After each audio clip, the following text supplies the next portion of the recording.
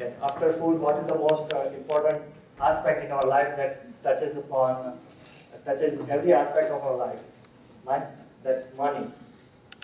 My name is Mahendra Bosar, and I'm going to talk about holistic science and monetary aspects of life. Basically, I'm going to jump quickly into my experience, how Mahendra was before it came in touch with holistic science, what are the principles that influence thinking about money, and then how my next part of my experience, after the experience, how Mahendra changed into a different experience. So before holistic science, what came to my mind when I thought of money was, oh my God, there is just so much responsibilities out there. I have to get education in US, find a great job, get a house, buy a car, send a kid to college, retire, so much. There's just so much. So the only way you can achieve so much is, work hard. And this world in here is nothing but a big race, and you're part of it. So all you have to, you're part of it, and you have to run. There's no other way other than keep running. So it ended up that I was working late, working weekends, little neglected my health, and had very less time for a family. Working priority number one, and family was priority number two. And then after you earn money, the next problem was spending. Well, I would always look for coupons and deals. I wouldn't pay the retail price. Always my mind would be, okay, where can I find the best deal?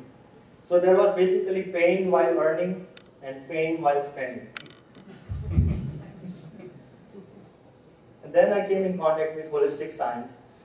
We'll go over some of the principles that have influenced me in thinking about money and earning and spending. So one of the aphorisms is, wealth is not bad, but to be hankering after it is bad.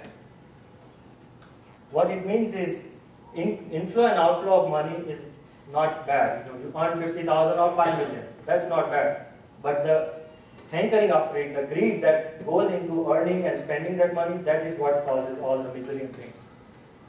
So the real purpose of life here is not money, but to seek inner happiness, and money is just a byproduct of your intentions. You should be spending your life, most important purpose would be to spend time with your inner self and your family, apart from working. How would anybody guess what is our lifespan is? Working lifespan? Anywhere from 30 to 60 years. That's where. So we should be looking at how much money do I need for that period of time. We're not living for 200 years. So we need to put a number in our head. And we need to then start making efforts towards that number in a sincere and moral way, in a very balanced and normal way to achieve that. We should avoid looking at competition and comparing ourselves with others. And basically there are two types of Lakshmi, or the money. The first part is, when money comes in, it gives you pain, and when it leaves you in pain. The second type is, you guessed it, it comes in, it gives you happiness, and when it leaves, it gives you happiness. So I guess you know which part you should be looking for. And when the money comes in, you can feel what you are going through, you can get an idea from what type the money is coming in. And after earning, how do you spend your money? So that's a different, you should be spending it in a balanced format, looking at all the corners of life, your expenses, your savings, and charity or spending for others. You can figure out what is the best method, and I'm sure Deepak Anandji and Sailesh Anandji can delve more into all the aspects of holistic science here. I'm going to briefly touch upon them.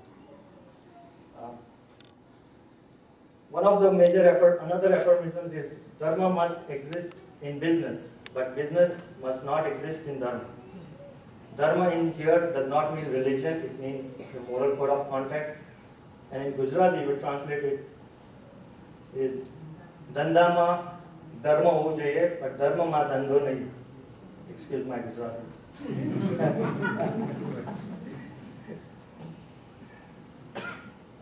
So after holistic science, and it wasn't a sudden change. It took me several years to go through it, and constant repetition and constantly being in touch with holistic science. It was a gradual change of belief and lifestyle. Normality slowly settled in. I started working limited hours, I occasionally still work weekends. Apart from that, it's becoming more and more balanced, spending family time strictly with family. And now I'm starting to enjoy what I'm earning, and at the same time, I'm still working towards how should I spend money. Black Friday deals always get me. So overall, if I look at my last several years, from where I am today, I am less comparing myself to less of my friends, and also less worries in life.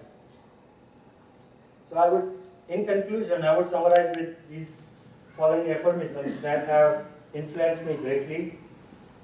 Wealth is not bad, but to hanker after it is bad indeed. Work in normality, balance, and when the time is due, money will come to you. Put a limit on how much money do you want, and then start working towards it in a normal way with balance. And of course, dharma must exist in business, but business must never be in dharma. And finally, greed in inflow and outflow of money is the cause of miseries. Thank you. Thank you, Mohan bhai.